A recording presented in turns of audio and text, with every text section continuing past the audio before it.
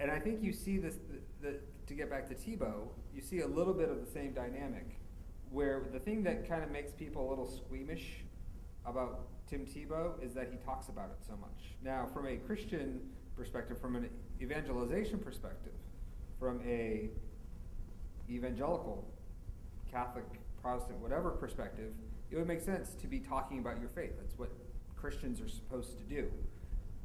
The best analogy I've heard, though, is when you're talking about Tim Tebow, is if someone were best friends with Brad Pitt, would they go around telling everyone about it? And if they did, wouldn't that make them seem just a little bit off? Oh, I hung out with Brad Pitt yesterday. Oh, I washed Brad Pitt's car the other day. Or and that's what gets people a little uneasy about Tebow, is that he's so public with it. I don't think anybody quibbles with his right to be public. I don't think anyone quibbles, except for these guys, quibbles with their right to believe what he wants to believe.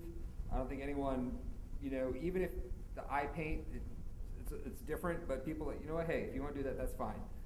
But when it's the God talk that kind of freaks people out, and it's the publicness of it, the Tebowing in the end zone after a good play, thanking God for a good play, or saying that, which somehow implies that God was responsible for that good play.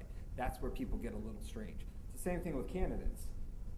People want, the other poll that we cited in there is that people want their candidates to be religious. They want them to have religious values, even if it's different religious values. They don't have to be the same necessarily, but they want them to be people of faith, basically. They don't want them to go around talking about it. They want them to be pious without preachy, is basically the headline out of that. And so when a candidate is too preachy, or crafts their policy and their platform out of that preachiness, that gets people a little weird. I mean, there's two things you're not supposed to talk about at a dinner party: politics and religion. And so when somebody does that all the time, it tends to freak people out a little bit.